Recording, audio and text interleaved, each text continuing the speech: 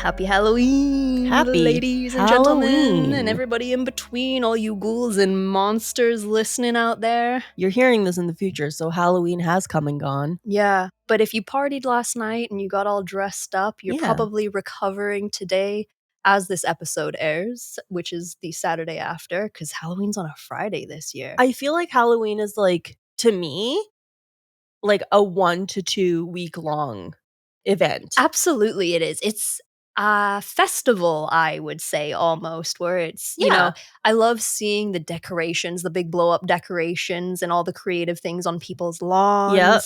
I love the pumpkins. I'm an autumn girly. So I get it. I'm an autumn girly with morbid curiosity and a love of horror. So it's a perfect It fits. pumpkin pie. It really is. We carved pumpkins yesterday. Did you? I did. Oh, I knew that. Actually, I saw on Facebook. I did art, and it was only my second time ever carving a pumpkin. I thought they were fantastic. I knew what they were immediately. So I think that's the tell-all. He was a veteran level pumpkin. Oh shit. So I'm like, oh, should I do this? Should I do spooky Hello Kitty or something instead? I love that. But I was like, no. Yeah, I loved it. I'm doing it. Check him out on the socials. Yeah. I'm pretty proud. You should be. It was very, very good. I've been something of a Scrooge towards Halloween. Not really a Scrooge. I've just been sick. You've been sick. Mm-hmm. I feel quite exhausted. Usually this time of year gives me energy. Yeah. Not this year, unfortunately, but I'm feeling mostly better. I lucked out in a way, I guess. I woke up this morning feeling pretty awful, but yesterday was my birthday. Yay! And I felt good. It was the one day I felt good. I'm like, okay, sure, yeah. That's when it counts the most, I will say. I was so happy. I'm like, hey, I'll take this. And then this morning I woke up and I was like, we're back. Do you feel wiser? Do you feel more experienced? I don't know. I sat funny when we were carving pumpkins and my back hurt for hours. But we got some CBD bath salts and stuff. Good so call. Those helped. But I will never forget. We'll start the episode eventually, I swear. Mm-hmm. When I turned 30. Yes. And that day I turned my neck funny. Okay, so many people. Yeah. And my friends and family members say literally the day you turn 30, buy yourself a bottle of Advil because you're gonna need it. And it's so true. I turned it funny and it hurt for 2 weeks. Yeah. And I was like, okay, this is the downfall. I mean, not to stomp out your adventurousness or your spontaneity by any means, but I do feel that sort of flip over 30 where your brain's more or less fully developed. Yeah. You suddenly become really, really self-aware about your own mortality. Oh, yes. And the fact that if you roll your ankle, sprain your neck, you may never actually truly recover. It could be a lifelong thing. We talk about this all the time, how in our 20s, both of us were I'd climb Mount Everest, I'd go skydiving, I'd do this, I'd do that. And now we're just can I be bothered? Right? I don't know. I don't know if it's a lot of work. Yeah. And aches and pains are just simply no, they come with time anyway. Let's not accelerate that process. And speaking of an ache and a pain. Great segue. Thank you. We have a terrible man to cover today, so let's get this show started. Let's get into it. Hello, everyone. I am Charlotte. And I'm Dina. Welcome to the Grim Curriculum. So we kind of decided, since we're coming to the end of Halloween, we're going to start a brand new serial killer series. This man may not be as well known as the other people we've talked about, but his victim count and the brutality of his crimes put him up there with some of the most evil people to have existed in the late 70s to early 80s, which is when all the serial killers seem to percolate. Peak serial killer time. It really was. During the next few episodes, we will be discussing the crimes of Dennis Nilsen, also known as the Muswell Hill murderer and the Kindly killer. As we go through this case, you may notice many similarities between him and Jeffrey Dahmer. In fact, many out there refer to him as the British Jeffrey Dahmer. They both preyed upon homosexual men who they picked up at bars, and shockingly enough, they had a similar MO, which includes necrophilia and dismemberment. It goes without saying that we want to issue a content warning for this series. We're not going to be getting into the murders during this episode, but we are going to be talking about Dennis Nielsen's sexual fantasies and masturbatory habits a lot. So consider yourself braced. So, I have a question for you as a Brit. Yes. So, I feel like in this part of the world, Mhm. he is not as well known. I think I agree with you. He's definitely more well known in the UK, but because they've put out documentaries like on the BBC and all that Yes. sort of stuff, there's a really great sort of biopic with David Tennant in it, Mhm. which is pretty great. I would recommend a watch. And there's, I mean, multiple documentaries out there about him. I actually watched, I believe, the documentary and the movie back to back with my grandpa last time I was That's in the UK. Just that's a choice. fun entertainment for the evening. He's really icky, you guys. Like, it cannot be understated. Would you say that he is quite well known in the UK? Yeah, I think so. Okay. Yeah, I think so. Because I feel like for serial killers, there's the serial killers that are kind of like, I would say the top tier. I would put that Ted Bundy, John Mm, Wayne Gacy, Jeffrey Dahmer, that everyone knows about, whether or mhm, not you're interested in true crime. And I would put Dennis Nielsen at kind of the rung below that, where if you're a little bit more well versed in true crime history, his mhm. name's going to be at least familiar. Okay, this is a really strange and unusual way to put it, so forgive me, but the Okay. way I kind of look at it is, for example, I'm gonna compare serial killers to, like, boy band groups. Okay. So in America, Canada, North America, whatever, you know, you got like the Backstreet Boys and NSYNC, and Mhm. they're known globally. Yes. And then in the UK and like Ireland and Scotland, we have our own boy bands and they're hella Mhm. famous, but nobody in the States knows about them. Yes, So like, you absolutely. know, like Boyzone or Westlife or like shit like that. You've probably never heard I of used to those. love Westlife. Really? Those little Yes. Irish I boys. love So them. that's kind of how I think about it, where it's like there's very few English pop artists, if you will, that like break it to America. Yep. And that's kind of how I feel about English serial killers. Like only one or two like really break out of the UK, like knowledge I wise. totally get what you're saying. Okay, yeah. As always, we're going to be starting our series by talking about the early life of Dennis Nilsen in an attempt to better understand what led his life down a path that would ultimately lead him killing up to 15 men. When it comes to the accounts of his early life, it is important to point out that his story often changes. Mhm. In his later years, he would attempt to rewrite his life story, making it more shocking in an effort to gain sympathy from the public. We see this often with serial killers who lack accountability for their crimes. They try to change history in an effort to make themselves look better and blame their actions on everyone but themselves. Yes, this is very accurate for him. It's interesting to me because something that I kind of came across in my research is when it comes to serial killers telling their life story, it goes one of two ways. You have Mhm. these guys Yeah. that try to make it sound worse, so there's that sympathy factor. Mhm. And then you have the ones that go the other route. Yeah, where it's like, "No, my childhood was totally normal," and then you talk to their relatives who were like, "He Yes. was beaten mercilessly, he was so abused," and it's like, why the denial? Yeah, and you know what? I think it's those two different kinds of people. It's people like Dennis Nielsen who are like, "Okay, well, if I tell you that everything I went through was terrible, you're gonna feel bad for me, and then that's Mhm. my reason." It's not, "Oh, I'm a piece of shit." It's, "My life was terrible, and I was just led down this path." And then you have the other people that are like, "Oh, no, I was just fine." Yeah, absolutely. Which is worse, I think. Oh, I think so. I mean, we often say like you can be sympathetic towards the child that they were because no one should have to go through Yes. some of these horrific abusive situations at the hands of the people who are supposed to love you the most. Mhm. So I think it's only natural that you feel sympathy for that child or that person, but there comes a point as always where it's now a choice. Yes. You're choosing to make these poor decisions, and to me that's unacceptable. Yeah. Dennis Andrew Nilsen was born on November 23rd, 1945, in Fraserburgh, Aberdeenshire, in Scotland. His father, Olav Magnus Nilsen, was a Norwegian soldier who showed little interest in his family. His mother, Betty White, was left to care for Dennis and his other two siblings. What a coincidence, Betty White. Yeah. Well, it was actually Elizabeth White, but I'm she sure was known as Betty, and I just like the I sound of like that that. too. Olav abandoned his family a few years later, including Dennis's other two siblings, Olav Jr. and Sylvia. He reasoned that Betty had been unfaithful to him. Whether this is true or not can be debated. However, Dennis would later be reported as saying that the only thing he had in common with his mother was a fondness for male genitalia. Dang, that's kind of savage. I edited that. What he actually said was, Oh, "The only thing I had in common with my mother was a fondness for cock."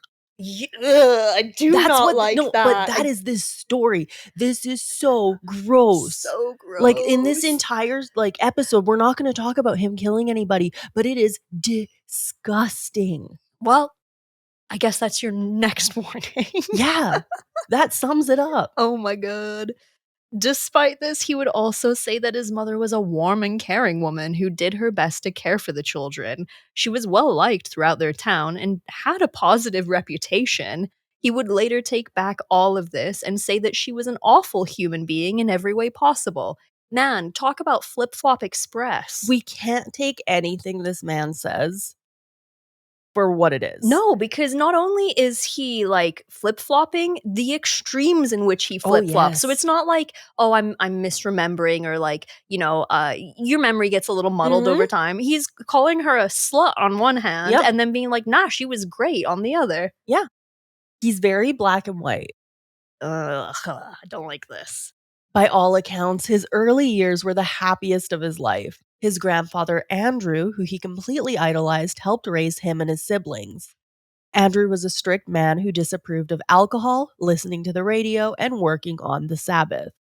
The two of them would spend hours going for walks together while Andrew regaled Dennis with stories of his time at sea. The family was close and did their best to move on with their lives without the presence of Olav. They would spend much of their time going on picnics together in the Scottish countryside and would describe Dennis as being a quiet but adventurous child. On October 31st, 1951, Oh. Andrew was fishing in the North Sea when he suffered a heart attack and Oh drowned. no. This was not uncommon, as deaths during fishing expeditions were almost to be expected. This loss would prove to be devastating for Dennis, who was only 6 years old at the time. He would later say that this was the first traumatic event of his life. So, when we talk about the fishing expeditions, Mm, one of the books that I was reading that was written with the help of Dennis Nilsen, okay. they talk about this town, and it was not uncommon for entire family lines to be wiped out Oh, because they were all on the yes. same boat and they all drowned. Absolutely. I mean, we could even at some point do a whole episode on just the North Sea. Oh, yeah. It is treacherous Yep. AF. Like hundreds of stories, shipwrecks, awful weather. Yeah. And if you have a family fishing business where Mhm. granddad, dad, uncles, cousins are all on the same ship that goes down, that's it. All the men in your family just Yeah. got Just like erased. that. Absolutely. And I mean, again, I feel sorry for him. That freaking sucks. He loved his grandpa. Yeah. His mom, a strict Catholic, insisted that Dennis see the body of his grandfather before he was set to be buried. Rather than explain to him that he had passed away, she led him to his open casket with no explanation of what had happened, other than telling him that he was sleeping. Oh, there's many ways to deal Mhm. with death, and I'm gonna go out on a limb and say that's not the right way. No. Not the right way. Mm-mm. I mean, it's tough for kids to wrap their head around that sort of thing. I get it, but people are gonna die eventually. It's a fact of Yeah. life, and I think it's worth there's ways to explain other than being like, "Look, he's sleeping. You're never going to see him again." Well, basically, he wakes up one morning. Everyone is in his house. There's so many people in the house. Oh, Everyone is bawling their eyes out, and he's like, "What's going on?" yeah. And his mom's like, "Come into the living room. I have something to show you." Oh, Lord, have mercy. This was likely done in their best efforts to spare him from sadness. Instead, what it did was confuse him further when it came to death. He would later say, My troubles started there. It blighted my personality permanently. I have spent all of my emotional life searching for my grandfather. Decades later, he would change his story about his relationship with his grandfather, heavily implying that he was sexually assaulted by him. Good God. Flip Flop Yeah. Express. Crazy. So, like, now you're starting to wonder, was it really traumatic for you? Did this even happen? You cannot take anything he says at face value. No. Oh my He goodness. definitely was shown his grandfather like that, Yo, because for that was sure. corroborated by them, but Yes. he would say, like, "Oh, yeah, like, he sexually assaulted me all the time, kind of, I think." Oh my goodness. After the death of Andrew, Dennis's personality changed. He became sullen and isolated himself. At home, he stopped participating in family activities and began to recoil at any attempts of affection from members of his family. At the same time, he grew jealous of the attention his siblings got from family members. So he's like, nah, don't touch me. But also, I kind of need a hug. Yeah. I mean, I'm like that sometimes. You kind of are, I could see that.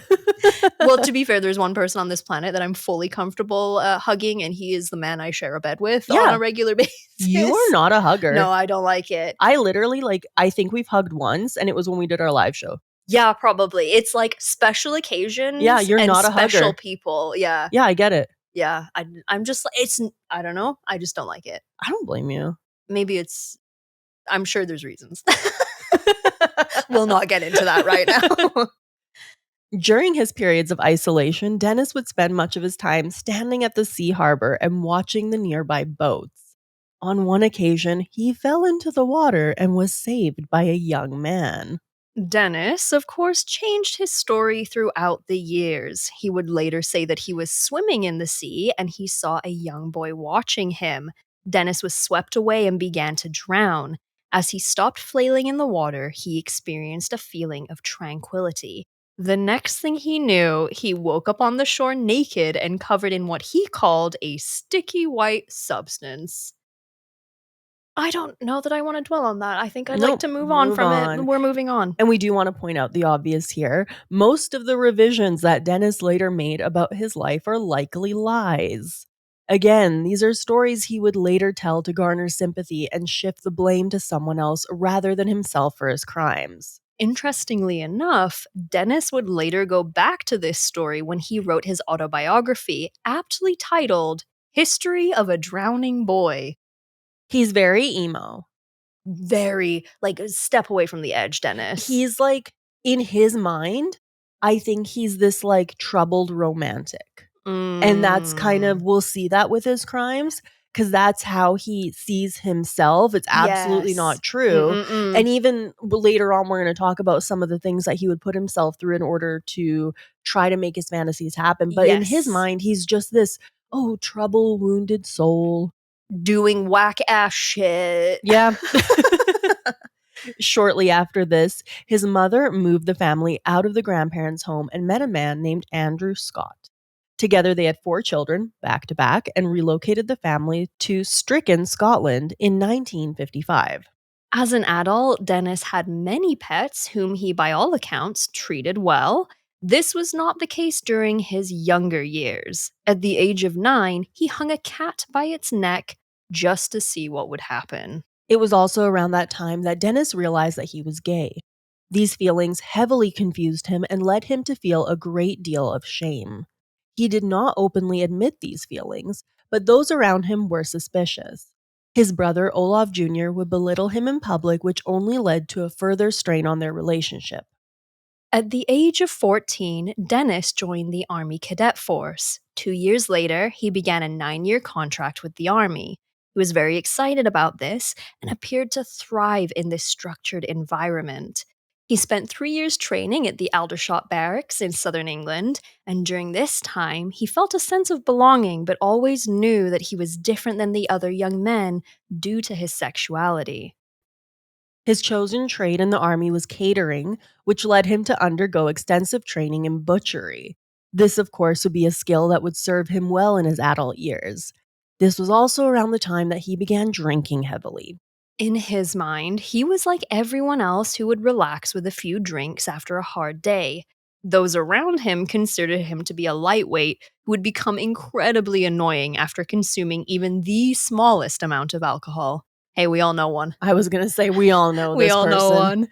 Something significant about his drinking was that it allowed him to place himself in what he believed to be sexually suggestive situations. While stationed in Germany, he woke up after a long night of drinking and found himself next to a local German man. The reality was most likely that he blacked out and stayed at the man's house. But in Dennis's mind, he fantasized about the possibility that he had, in his drunken state, been taken advantage of. This led him to imagine a similar scenario with his fellow soldiers. On multiple occasions, he would drink and pretend to pass out while in precarious situations in an attempt to make himself a victim. In his fantasy, the more unattractive the assailant was, the more he liked it. The German guy was named Fat Hans. Oh my god.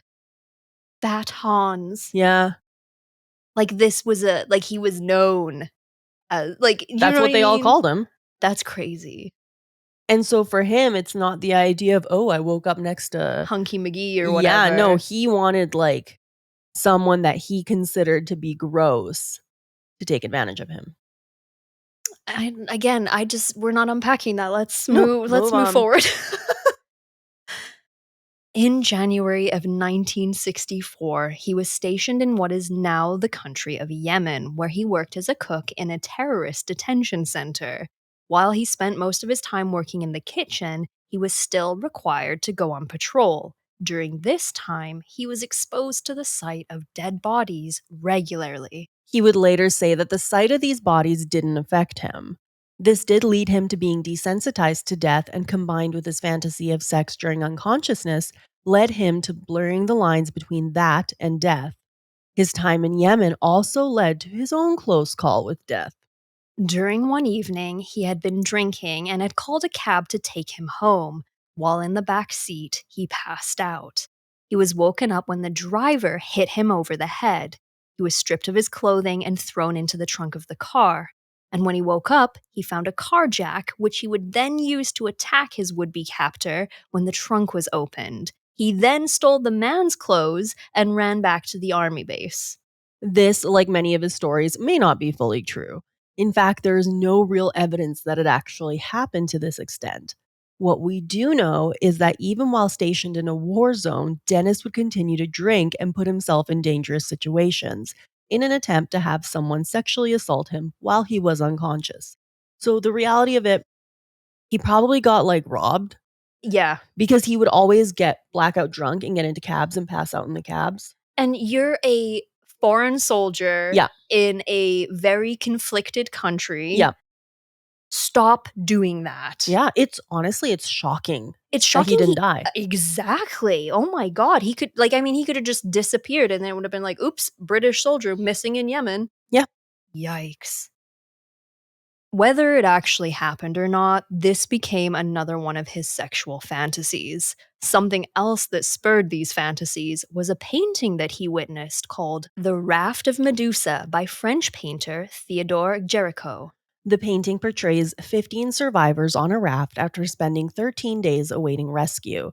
It shows the moment the men view a ship from a distance. In the painting, the surviving men are shown in a scene of agony. One man is holding the corpse of his son, while another is tearing his hair out in defeat.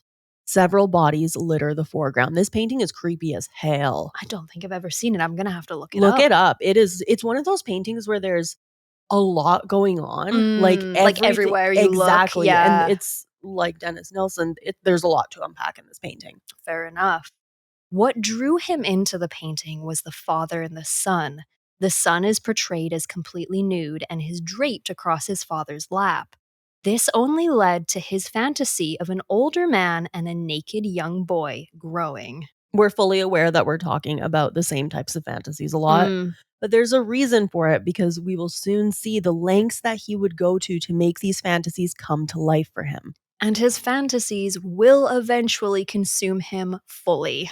In June of 1967, Dennis was transferred to what is now the United Arab Emirates. Here, he would have his first homosexual encounter. Local teenage boys were assigned to clean the rooms of officers.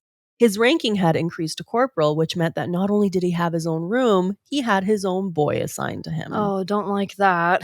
It's very likely that he paid this young boy to perform sexual acts upon him. It's interesting to me that he had his first experience in a country that would have stoned him to death for being gay. I didn't even think of that. You know what I mean? Like, they're not super keen on homosexuality over there. And I mean, back in 1967, I would No. imagine more so, even worse. These boys were notoriously abused Oh, by God. soldiers. That's That so is just awful. that there's evidence for that. But he also, when he was back in Germany, he did pay a female sex worker Oh, and he probably lost his virginity to her. And interesting. afterwards, when he was talking about it, he was kind of just like, it wasn't really what I expected. It wasn't very Uh, romantic, that whole thing. well, she's a sex worker, so she Yeah. was probably like, I'm here to do a job and Yep. then leave. Yeah, exactly. So, like, how romantic is it gonna be, really? Now that he had his own room, he also had the freedom to pleasure himself in private. Yeah. As he did this, Dennis would cover himself with talc and blew his lips in an attempt to make himself look like a corpse. Then he would sit in front of a mirror and pleasure himself further, overlapping the lines between love and death in his mind. Different strokes for different folks. While this is obviously disturbing, it actually just gets worse. He would eventually position the mirror so he could only see his body. As he fantasized, sometimes he would play the role of the person being assaulted. Other times, he would play the assailant. This went further when he began to cut holes in his shirts to simulate gunshot wounds and would cover himself in red food coloring so he could appear to be bleeding. He would also lay on the floor and pretend to be a dead body. This is where it gets really detailed. Oh, brace. He would pretend to be a French prisoner who had been shot by an SS officer in World War II who had been found by an old hermit who lived in the woods. The hermit would drag Dennis's body into his shack and strip him naked while showering him with kind words and affection. He would then wash him, tie him up, and be buried, only to be dug up and be brought back to the shack and have his body be masturbated until his penis came back to life. Is a sentence I never No. thought I would string together and say out loud. This is by far the weirdest and most detailed sexual fantasy I have ever heard of. The thing is, we're very sex positive people. We've talked Absolutely. about this before. Yeah. If this is, to me, this is strange, right? Like, Mhm. obviously, there's a lot going on here. Unpack with a He's got a psychologist, plot. unpack with a There's a lot. therapist, whatever. But he's not hurting anyone. Nope. So, like, fly your little freak flag. Is it weird? To me, yes. To most people, I would also assume yes. I'm not kink shaming. He's not hurting anyone. Yeah. If this is where it had ended, it would just be a weird story like, oh, Dennis has got some freaky things Mhm. going on in his life. If this is where it ended, it'd be fine. It doesn't end here though. It just Yeah. it gets worse and worse and worse. And like all the creepy things you could possibly imagine, it basically happens in this case. I don't love that he's the one preparing everyone's food. Oh my god, that didn't even cross my oh my god. Let's move on, shall Yep. we? After this, Dennis was transferred back to Germany where he developed a love of filmmaking. He purchased a camera and began to record his daily life. Dennis would constantly ask fellow soldiers to pretend they were dead so he could capture them on film, which of course he would later masturbate to. Shockingly enough, Dennis would later say that this was another one of the happiest times in his whole life. See, now we're tiptoeing into. I'm assuming not many soldiers agreed to play his little games here, A few did. but like they didn't consent for that content to be used that way. So like now we're getting real. Like, you know what I mean? Like we've crossed the line here. Well, he would go around and he would film everything, right? And then he'd Mhm. say, "Well, I'm making a war movie. And we're soldiers, so Be dead. be the dead guy." And then later he would Jerk yeah. off. Yeah, great. As we alluded to earlier, Dennis would later care for many different pets. This all began with a little myna bird. For those of you who don't know, the myna bird is a member of the starling family. They're a medium size, I like how you put about mango Mhm. sized, and they are known for their ability to mimic human speech, also like mango. Yes, if you look them up, they sound Mango has I feel like he has a cute voice when he He does. He talks. definitely has a voice. Like it's Yeah, his it's his voice. voice. Yeah. Mynah birds, they mimic tone better, and they're Oh. actually a little creepy sounding. It's like those videos of, like, ravens that talk, Oh, where it's yes. like that sound shouldn't be coming out of that animal. Totally. Now, the bird was loose in his room, which he shared with a fellow soldier. His roommate complained to their superior about Dennis's new pet, and he was forced to return it. After this, he bought a turtle that he named Napoleon the 14th. This poor roommate, Yeah. like of all the people to be bunked up with, you got Yeah. Dennis Nilsen. And like you probably don't know, but I feel like when you met him in person, it would be some kind of sixth sense, uncanny valley. Like you would just Mhm. know something was wrong. Mhm. You know what I mean? So you're like, oh shit, I got bunked up with weird McGee here. They not necessarily like saw that something was wrong. Most people would later say that he was just really, really annoying. He was drunk all the time Mm, after barely drinking. He would pretend to pass out around people all the time and be like, yeah. "Oh, I hope nothing happens to Oh me." my Like God. he's a pain in the ass. Yeah, and honestly, being in the army, obviously, there's all sorts of Oh personalities that yeah. come through, right? And different trades. Like obviously, Dennis is part of catering, Mhm. but he's still doing patrols and stuff. And it's kind of like being in school again in the sense that like Yeah. there's a lot of you in one area, you all have to get along, you've got to focus and work together towards an objective. And if you've got this little pissant in your Mhm. platoon that's driving everybody mental, it's not good for morale. No. He kept his turtle in a tub under his bed and fed him raw meat. I don't know a lot about turtles, but that seems odd. No, it's not good. Oh my god. He would also jokingly threaten to feed his fellow soldiers to him. This went on until Dennis finally left the army, later claiming that it was not the right place for a homosexual such as himself. The reality was that Dennis was asked to leave the army due to his strange behavior and after getting into a physical altercation with his roommate over the stench of his pet turtle. Yeah, that'll do it. Yeah. Well, and it's the army. Everything is regimented and clean and ironed to perfection. We And can't just be having turtles no, under the and bed. if he's continuing to basically defy authority, Mhm. you're gonna get kicked out. Yeah. But it's not because you were I mean, had they found out you were gay, I mean, at this point in time, they probably woulda kicked you out, Yeah. but it probably wasn't because you were gay, it's probably because you were awful. Yeah. After he left the army, he went back to Fraserburgh for about 5 weeks. He stayed with his mother and her husband. During this time, he got into a heated argument with his brother about homosexuality. It was so bad that the two would never speak again. In 1972, Dennis joined the Metropolitan Police Training School. After a 16-week-long training program, he became a police officer in London. It was around this time that he began frequenting gay bars. His favorites were the Golden Lion, the Black Cap, the Champion, the Cricklewood Arms, and the Cologne.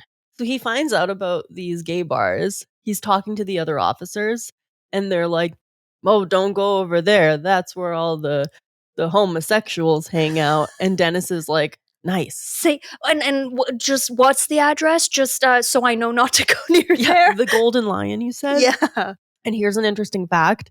The Cologne would later be a bar where another serial killer named Colin Ireland, who targeted gay men, would find his victims. Oh, sounds like a pretty shady place to be. Yeah, I wouldn't want to go there. Or it could be really fun. I I, don't know. I I don't Minus know. the serial They killer. might. I wonder how many of these still exist. If you're in London and you're familiar, because I've actually never really been to London except to fly out of the country, Yeah. considering I'm English. But yeah, if you're familiar, let me know if any of these still exist. By all accounts, Dennis was actually a decent cop. His career only lasted 9 months, but he seemed to do his job to the best of his abilities. Not much stands out except for an incident with his police mentor. It was common for new recruits to be taken to the morgue early on in their careers in order to get them used to seeing death. Dennis would later say that during this time, he saw a preteen child who had died laying on a concrete slab. The mortician was an older man who Dennis would later fantasize about. And he points out in one of his quotes, the older man had a hunchback, and that was very important to him in the fantasies. Of course, because whatever makes you more attract or unattractive, I Yeah. should say, it's just doing it for Dennis. Dennis left the police force after an incident where he shone a flashlight into a car and saw two men engaged in sexual intercourse. By law, he was required to arrest them for public indecency, but he couldn't bring himself to do it. He would later say that he quit because, again, he couldn't see a place for himself there. He then moved to 9 Manstone Road, North London. He had no income and was forced to sell his general service medal in order to pay his bills. Admitting defeat, he went to apply for unemployment benefits at the job center but was offered a job as a civil servant while there. This would be where he worked until he was arrested for his crimes in 1983. One night, while drinking at the Champion, Dennis met 18-year-old David Gallican. The two went home together and apparently seemed to really enjoy each other's company because they agreed the following day that they would find an apartment together. Man, I thought lesbians moved in fast, but that is ultra speedy. Yeah. The next day, they were like, "Do you want to move in together?" "Yeah, All right. I'm sure you're fine, Dennis." After knowing you for all of 8 hours? Yeah. Ugh. The two moved into 195 Melrose Avenue, where Dennis Nilsen would commit the majority of his murders. And that, my friends, is where we will pick back up next week for part 2 of the charming Dennis Nilsen. Are y'all grossed out? Because I am. It's gross. And I am not like, neither of us, obviously, the content we talk about on a Yeah, weekly basis, exactly. we're not wilting violets, right? Like, but it's just given the context, given that I know what is coming up, I'm Mhm. like, oh, it just makes my skin crawl. Like, there's weird, and then, like I said, there's a line, and to me, it's very black and white when that Yes, line gets crossed. absolutely. So, yeah. It's a very bizarre case. It makes me really sad in a way because obviously Dennis really struggled with a lot of things, but he's clearly struggling with himself as a gay man Yes. in a time when things were not as well accepted. But that being said, again, I think it still boils down to a choice where, like, even in those days, even in the UK, there was still places for gay people to go Yeah. and find community. And had he maybe, I don't know, there's obviously some Mhm. twisted, warped thing that happened for Dennis where that didn't happen. But had he felt more accepted, would it have gone to the lengths that he went to? The thing that really bothers me is, as a gay man, he clearly sees that he is vulnerable and he is at risk. It's why, Yes. he's saying he's leaving the police force, the army, whatever. In his mind, that's what's happening. Mhm. And so that this is a community that is in danger a lot of the time. And I mean, they really Absolutely. still are. Yes. But what happens then is you become the predator that targets your own community. Absolutely. And again, it's just awful and tragic and nasty and gross. And Mhm. I really, yeah, this fella of all the fellas we've covered really makes my skin Yeah, crawl. in a big way. And it just, yeah. Anyway, we'll leave it at that for part 2. Yeah. Yeah.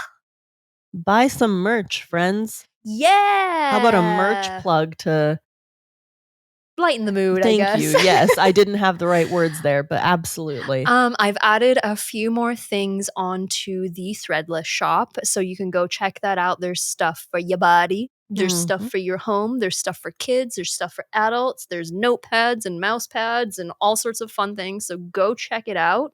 What else? We got Patreon, of course. Absolutely. We have a free tier. You can get early episode reveals. The paid tier, you get to see our faces in our video episodes. Mhm. And Charlotte does release the episodes early sometimes, so you get that bonus as Mhm. well.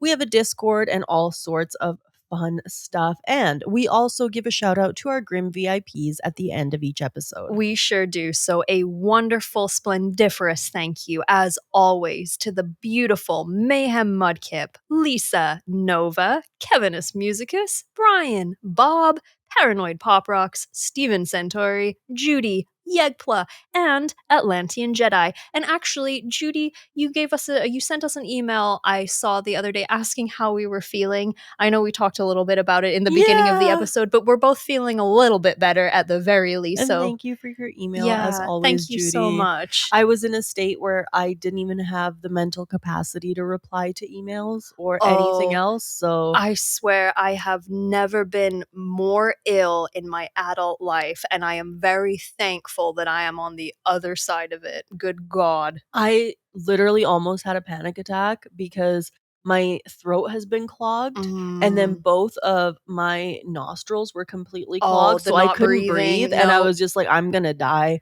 Cody literally, after I'd been ill for the first week, he was like, "Girl, you either going to the ER or the doctors. You pick one. I'm taking you." It's a good man. It is a good man, because I am basically a man when it comes to going to the doctors. I have to truly be in Yeah. like dire straits to go, and I was. So, Yeah. anywho, thank you all. Actually, you know what? No, I'm not ready yet. Tell me more. I'm going to put out a quick shout out. Extra Life is next Yes. weekend, November 8th, Saturday. We gamers, the stream daddies, and gamers all over, I'm pretty sure the world, but definitely North America, raise money for their local children's hospitals. That's what we're doing. We're going to be gaming or trying to game for 24 hours straight. I'll have more details up on my social medias. I'll retweet from the Grim Curriculum. If you're interested in donating, there's places you can do that. You can message me. It's for a great cause. We're raising money for the Stollery Children's Hospital here in Edmonton, and we've got some fun stuff planned for that Saturday. We'll be streaming all over the place, so stay tuned. Check it out. Thank you so much for listening. This has been the Grim Curriculum. Oh my God. Nope. I got too excited. Your inflection messed me up. No, that's not how we say it. Let's try that again. Let's roll her back again. Thank you all so much for listening. This has been the Grim Curriculum. There you go. Now we need a fact. Do I have a fact? I think I have Oh, one. brilliant. Allegedly, Oh. the meat that most resembles in taste human flesh is Spam.